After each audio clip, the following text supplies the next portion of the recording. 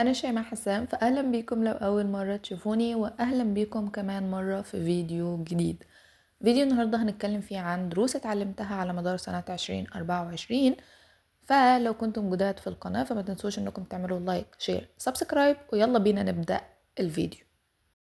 أول درس اتعلمته وهو أهم وأقوى درس اتعلمته على مدار السنة وهو حب الذات. الأول لما كنت بسمع المصطلح كنت بتوه شوية. ازاي؟ ما كنتش فاهمة يعني ايه حب الذات. كنت بحس انه يعني كوني اني احب نفسي اذا انا انانية وهكذا، لانه كان مصطلح بالنسبة ليا جديد شوية وما كانش حاجة دارجة، وما كنتش بشوف حد حواليا في بيئتي يقولي حبي ذاتك. ما كنتش فاهمة يعني ايه احب ذاتي، ازاي احتويها وهكذا. ولكني لما بحثت ودورت وفهمت حسيت انه دي اكتر حاجة كنت محتاجاها في حياتي. واشتغلت على مدار السنة كلها على رحلتي في حب الذات. اتعلمت ازاي احب نفسي واحتويها، ادلعها واخرجها واسليها. اتعلمت انه كل ما انهزمت نفسي من الحياة والضغوط اللي حواليا احاول اعقد معاها صلح جديد، وانه العوض من الله بيكون افضل بكتير. الدرس التاني: لا تؤجل أحلامك، فأنت مش هتعيش مرتين. مش عارفة ليه قبل كنت بتعامل كأني عايشة الحياة أبدا، سبحان الله. يعني كنت بحس أنه عادي، إيه المشكلة لما أجل عمل اليوم إلى الغد والشهر المقبل والسنة الجاية وهكذا. اكتشفت ان عمري بقى 27 سنة وانا ما عملتش حاجة. فحاولوا انكم تتعلموا من غلطتي، وانكم تبدأوا من دلوقتي في كتابة الخطة بتاعتكم، وتحاولوا انكم تسعوا نحو الهدف وبكل ما أوتيتم من قوة. واستمتعوا بالرحلة. يعني مش معنى اني انا كتبت هدفي وبدأت اشتغل عليه انسى نفسي كذلك، انه لا، انا كتبت خطتي وبشتغل عليها وانا مستمتعة بيها قدر ما استطعت، لانه زي ما قلت في الاول انا مش عايش حياتي مرتين. فانا لازم ابقى قادرة افرق ما بين انه في وقت للسعي وفي وقت للترفيه. في وقت للسعي اذا في وقت للمكافأة. في وقت للسعي اذا في وقت لان انا اكون مع ذاتي. اقول لكم على حاجة حلوة تساعدكم في انكم ازاي تحققوا احلامكم او اهدافكم. هاتوا ورقة وقلم واكتبوا كل الحاجات اللي انتوا حابين تحققوها، كلها كلها ايا يكن. وبعد ما تسجلوها كلها ابدأوا رحلتكم في الحاجات اللي انتوا هتقدروا تحققوها دلوقتي. وليكن عايزة أقرأ 10 كتب، وكمان عايزة أقرأ تدبر سورة البقرة، وعايزة أسافر أعمل عمرة. أوكي، إيه اللي أنا هقدر أعمله دلوقتي؟ دلوقتي هقدر أشتغل علشان أدخر لسفرياتي. ده واحد. اتنين، هشتري الكتب اللي أنا هقرأها أو أقرأها من يعني أقرأهم بكتب مجانية من على الموبايل. كذلك تدبر سورة البقرة، موبايل وإنترنت هيخليني أعرف أتدبر سورة البقرة. هعرف أسافر مثلا أعمل العمرة دلوقتي. أوكي، اشتغلت ووفرت، سافرت، حلو. مش هقدر أعملها دلوقتي، إذن هي موجودة في لستة أحلامي. لما ربنا ييسر الأمور هبقى أسافر. فخلال الفترة دي أنا هبقى بشتغل وبدخر علشان ما قدرتش أسافر السنة دي، فتبقى من هدفي للسنة الجاية. فهي هخليها مؤجلة على مدار السنة الجاية، ولكن على مدار السنة دي كلها أنا بشتغل وبوفر علشان أسافر. فاهمين قصدي؟ الدرس الثالث اللي اتعلمته وهو حب العيلة. أيوة، حب العيلة. أنا مدركة جدا إنها ممكن تكون حاجة غريبة شوية، ومدركة كذلك إنه حبنا لأهلنا حاجة كبرنا عليها، وبر الوالدين والطاعة وغيره. ولكن في الصغر كنت مفكرة إن الحب كلمة: أنا بحب أهلي، أنا كده كويسة. والفعل هو إنه مساعدة ماما في توضيب البيت وسماع كلام بابا في أوامره ونواهيه وبس. لما كبرت شوية من المدرسة للدروس، فالأهم الشهادة، إذن في حال نجاحي أنا كده أدركت الطاعة. ولكن حاليا واللي أنا فهمته لما شوية كبرت أكتر، إنه علاقة الأهل أكبر وأنقى وأسمى علاقة موجودة في الحياة.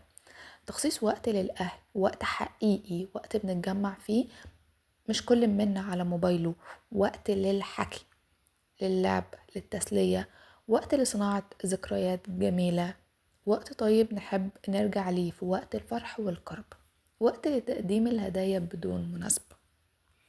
قد ايه العيلة ووجودها حاجة فعلا مش هيحس بقيمتها إلا اللي فقدها. كونك تفقد أو كونك تفقدي حد عزيز على قلبك قوي، ساعتها بنحس انه فلاش باك لورا. هل في وقت قدرنا نحققه كذكريات؟ هل في صور لينا بتجمعنا ببعض؟ هل قدرنا نتسلى، نلعب، نضحك هكذا؟ هل قدرنا نسجل اللحظات دي؟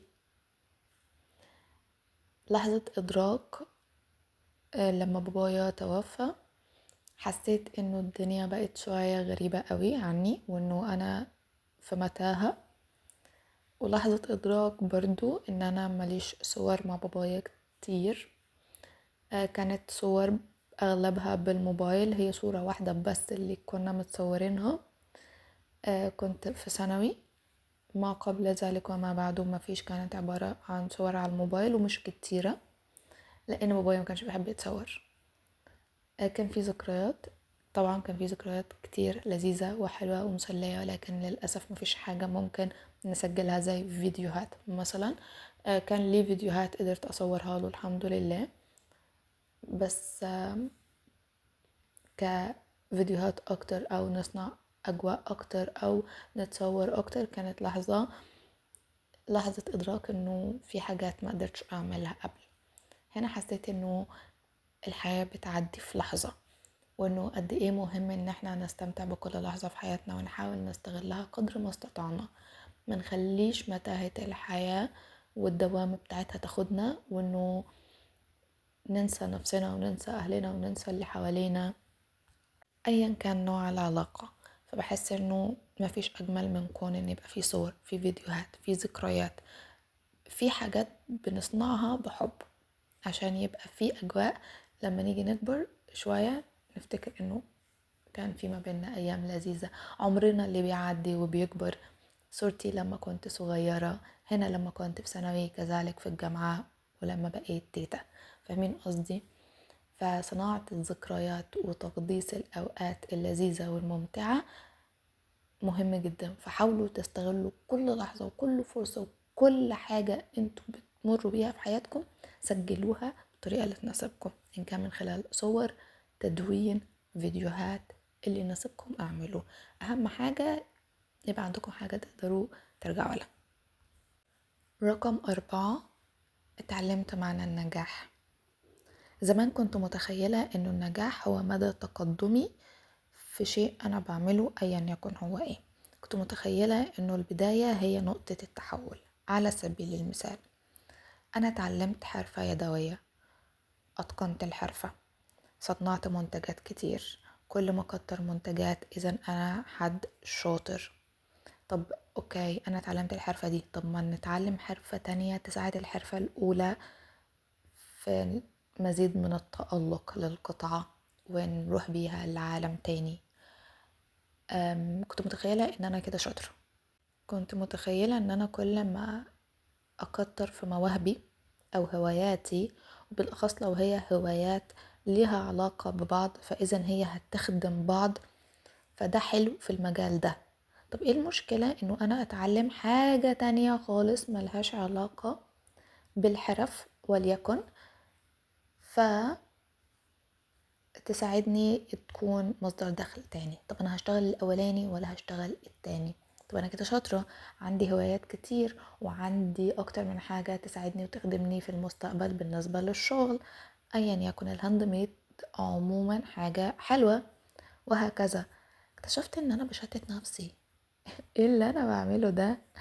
حسيت انه لا، انا كده رايحة في حتة مش لذيذة خالص.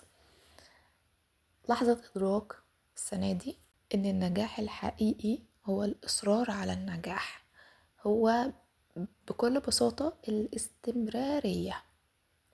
هل أنا مستمرة في عملي أصلا ولا لأ؟ بمعنى، طب ما أنا ممكن أبقى شاطرة في هوايات كتير وطورت منها، هل في مزيد من التطور؟ طب أنا هشتغل أيهما؟ هل أنا مركزة على حاجة ولا على حاجات؟ على سبيل المثال أنا دلوقتي بحب أصور فيديوهات اليوتيوب وببقى مستمتعة بيها جدا.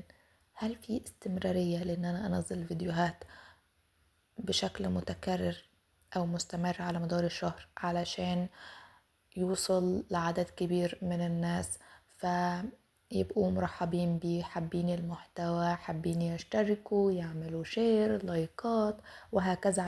فهل أنا شخص بيرفع فيديوهات ليوتيوب بشكل مستمر، ولا أنا شخص بيحب صناعة المحتوى وبيبقى مستمتع جدا بيها وبتصويرها وهكذا ولكني مش مستمرة؟ لو لما دماغي تقولي يلا بينا نرفع فيديو هنرفع فيديو، دماغي النهاردة تعبانة ومش قادرة وجسمي مرهق فإذا أنا مش هنزل عشان أنا تعبانة. المشكلة لو أنا خدت أجازة شهر ولا شهرين، مع العلم ان شهر ولا شهرين دول في بداية القناة كده انا بدمر قناتي وبوقعها. اذا النجاح الحقيقي هو الاستمرارية، واكيد اكون محدد انا عايز ايه بالظبط عشان انا مبقاش بشتت نفسي. مرة كنت قرأت مقولة بتقول قاوم حتى لو وصلت ممزقا، لذة الوصول سترممك. فعلا دي حاجة حقيقية قوي. انا لما اكون بشتغل على حاجة بتعب، ببقى مرهقة. على سبيل المثال بالنسبة للتصوير وصناعة المحتوى، انا ما عنديش اضاءة كويسة تأهلني لان انا اطلع فيديو لذيذ. اذا انا هضطر ان انا مثلا اصور في اضاءة الشمس، شمس الشتاء مش لذيذة وما بتدخلش للأوضة كويس. اذا انا هخرج اصور برا البيت علشان خاطر اطلع كواليتي كويسة.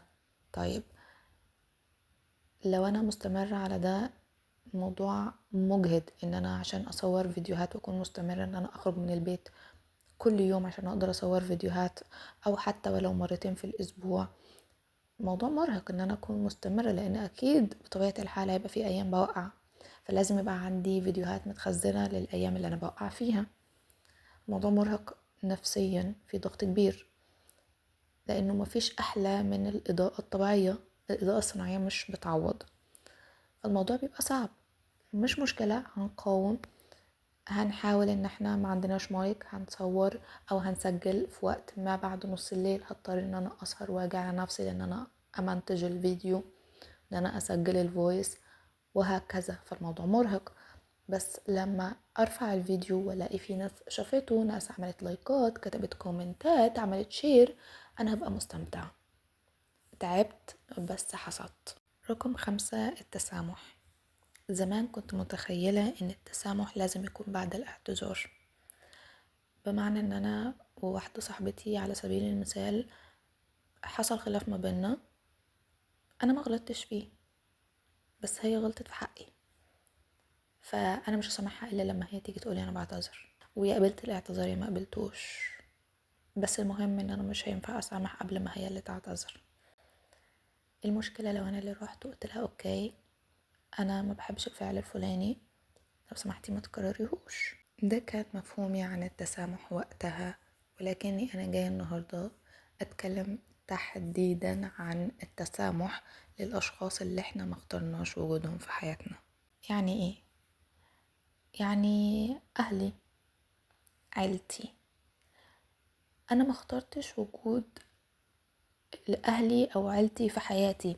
أنا خرجت لقيت بابا وماما واخواتي، جدتي وهكذا، خالاتي، عماتي، أيا يكن. انا ما اخترتش وجود الاشخاص دول في حياتي، انا طلعت لقيتهم عيلتي. فعيلتي ايا كان وضعهم بحس انه لازم نسامحهم، ايا كان موقفهم في الحياة انا لازم اسامحهم، لانه بكل بساطة انا مقدرة انه شخصية سين او صاد تعبوني، اذوني، دمروني، جم عليا كتير. بس بحس ان ما ينفعش هنزعل، ما قلتش مش هنزعل، ما قلتش انه يعني نيجي على نفسنا، بس بكل بساطة لازم نسامح ونحط حدود للعلاقة. يعني ده أضعف الإيمان. والله يا شخصية سين انتي زعلتيني في 1 2 3 4، أنا مش عاجبني التصرف اللي انتي عملتيه، هي حابة تتمادى في الموضوع. إذن أنا من حقي إن أنا أحافظ على نفسي وإن أنا أقول أوكي مفيش مشكلة، انتي على عيني وعلى راسي وكل حاجة وبحبك وكل حاجة، بس انا اسفة. أم، مش حابة الفعل يتكرر مرة تانية. ولو هي كررته انا مش هقول اتلاشاها او ابعد عنها، اتعامل معاها بس بحدود. هنسلم، هنتكلم، عشان ما ينفعش نقطع صلة الرحم، بالاخص لو كان الناس اللي احنا بنزعل منهم هما الاب او الام، لان ساعتها هنبقى دخلنا في مرحلة عقوق للوالدين. ما اعتقدش ان في انسان مننا هيبقى حابب انه اهله يبقوا زعلانين منه او ربنا غضبان عليه. عشان كده بقول الحتة دي بالذات خلينا نتسامح ونتصالح ما بيننا وما بين نفسنا. احنا لازم نتقبل. في المرحلة الاولى من حياتنا اكيد بنحاول انه نوضح ان ده بيزعجنا، بنحاول نوضح انه ده بيضايقنا، انه مش حابين الفعل يتكرر مرة تاني. بس للأسف في ناس كتير ما بتسمعش لده، وبيبقى حتى بنسمع في برامج تانية كتير ان في شكاوى بتحصل من الابناء ضد الاهالي يعني والاباء وهكذا. بس عقوق الوالدين احنا مش هنقبله، ودي حاجة مفيش فيها مفاوضة يعني. اما انك تقبل او ترفض. فحسيت انه طب وانا ايه اللي يجبرني ان اهلي ابقى في مرحلة عقوق معاهم؟ لا، انا اهلي مش هيتغيروا، اذا انا اتغير، انا اللي اتقبل.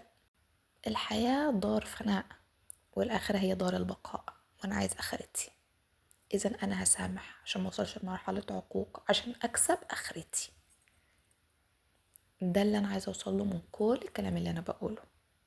الدرس رقم 6: الأهم من الشغل تظبيط الشغل. يمكن قاعدة غريبة شوية، جايز، ولكنها كذلك قديمة، ولكن إدراكي ليها بمعنى أعمق كان جديد بالنسبة لي. مفهومي عن تظبيط الشغل في البداية هو أسلوبي وأسلوب حياة كنت بتبعه في البداية، إنه مدى شطارتي في قص وتقفيل الشغل، كوني بحب الخياطة. ولكن مفهومي مع الوقت اتغير، بقى بيتطور من وقت للتاني، وإن الشغل مش منتج بجيبه وأخزنه عندي أو أكتفي بعرضه في المحل، ولكن أساليب التسويق بقت كتير جدا حاليا، وأساليب العرض، أفكار المحتوى، زوايا التصوير، المونتاج وغيره كتير جدا. فمهنة التجارة أجبرتنا على تعلم مهارات تانية كتير كفيلة بأن كل منهم تصلح أن تكون مهنة مستقلة. فالشغل أو فكرة المشروع بتكون 1%، وتظبيط الشغل 99% من وجهة نظري. موضوع عميق جدا، ولو حابين نتكلم في النقطة بتاعة الشغل بالذات، يعني هي كفيلة بإني أعمل فيديو خاص بيها، فيديو نتكلم فيه عن كل الشغلانات اللي أنا اشتغلتها قبل كده، وأنا وصلت لأي مرحلة دلوقتي وحابة أوصل لفين وهكذا، وإيه المراحل اللي أنا مريت بيها. أعتقد إن الموضوع هيبقى مفيد جدا للناس اللي مهتمة بكونها تعمل بزنس خاص بيها، أو حتى لو هتشتغل برا. عموما فكرة الشغل للناس اللي مهتمة بفكرة الشغل ممكن تكتبولي تحت في الكومنتات ونعمل فيديو خاص بده. درس رقم 7 والأخير: زمان كنت مشتتة شويتين في حكاية اختيار الوجهة، اللي هو أنا مفروض أواكب عصري وأتعلم كل الحاجات اللي الناس بتتعلمها دلوقتي، زي ال AI وصناعة المحتوى والجرافيك ديزاينر ومش عارف ايه وهكذا، وبرمجة وغيره، ودوشة كتير أنا ما عدتش عليها قبل كده، ولكن اكتشفتها. وكل ما أدور على شغلانات جديدة كانت بتظهر لي انه تعلموا البرمجة عشان هي لغة المستقبل، تعلموا مش عارف ايه عشان هو لغة المستقبل، وهكذا. حتى كون اني اتعلم لغة جديدة، الحمد لله ما بعرفش اتكلم اي لغة غير العربي. فهل انا محتاجة لده دلوقتي ولا لا؟ حسيت ان انا مشتتة ضيعة، مش عارفة اعمل اي حاجة. فطيب ايه بقى؟ فبعد تفكير كتير في الموضوع وشتات وضياع، اتعلمت انه الطريق طريقي، امشي فيه كيفما اشاء، امشي بسرعة او ببطء، هو طريقي، المهم اني اتقدم فيه. انا فين ووجهتي رايحة لفين، مش مهم الناس وصلت لفين او هتروح على فين، ملناش دعوة بحد. اهم حاجة انا اقول لكم على نصيحة: للناس اللي بتقعد تعمل سيرش اي الشغلانات افضل وايهما بتكسب اكتر وايهما مش عارف ايه وهكذا. خلينا متفقين على حاجة، احنا كل الشغلانات محتاجين للنجار، محتاجين للسباك، محتاجين للمكواجي، محتاجين لكل الحاجات البسيطة. كذلك محتاجين للحاجات اللي هي زي التجارة وصناعة المحتوى وأفكار تكون مختلفة وجديدة، وكذلك حابين تكون إنه في أفكار برا الصندوق زي الناس اللي اتعلمت برمجة و AI وغيره كتير. كل الشغلانات أيا يكن هي إيه إحنا كده كده محتاجينها. زمان كنا متخيلين إن اللي بيبقى في ليفل الوحش هو الطب والهندسة، اكتشفت ان لا، اللي بيبقى في ليفل الوحش هو اللي بيبقى بيتعلم برمجة و AI والكلام ده. انا ما بعرفش في مجال التكنولوجيا قوي، بس بقيت لغة المستقبل البرمجة، ده اللي انا بقيت الاقيه. فنصيحتي ليكم علشان ما تبقوش مشتتين، شوفوا الحاجة اللي انتوا متميزين فيها وبتعرفوا تعملوها وفكروا ازاي تخلوا الفكرة العادية التقليدية برا الصندوق. ده بكل بساطة علشان ما تتوهوش. تاني، نشوف ايه الحاجة اللي احنا بنعرف نعملها دلوقتي، نطور منها ونفكر ندخل عليها افكار برا الصندوق، ويبقى احنا بس اللي متميزين بالشغلانة دي.